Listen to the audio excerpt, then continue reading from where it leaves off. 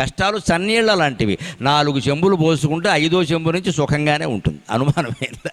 ఎంత చలికాలమైనా కానివ్వండి, అయ్యప్ప దీక్షల వాళ్ళు ఉంటారు, వాళ్ళు తెల్లారగట్ట 4 గంటలకు లేస్తారు, చన్నీళ్ళే స్నానం చేస్తారు, అందులో ఎవరు వేణీళ్ళు పోసుకోరు. ఎలా పోసుకుంటున్నారండి? ముందు 4 చెంబులు అయ్యప్ప స్వామియే అంటారు, అయిపోయిందంతే, మొత్తం ఆ మిగిలినంతా బాగానే ఉంది. అంతే, మనం అలాగే ఉండాలి. కష్టాలంతే, ముందు 4 కష్టాలు భరించగలిగితే తర్వాత ఆ కష్టం కూడా సుఖంగానే ఉంటుంది. ఎప్పుడూ కష్టాలు ఎక్కువ వస్తున్నాయంటే యువతరం ఒకలా ఆలోచించాలి. బాగా వాతావరణం ఉక్కబోస్తోంది అంటే వర్షం కురుస్తుంది ఖచ్చితంగా.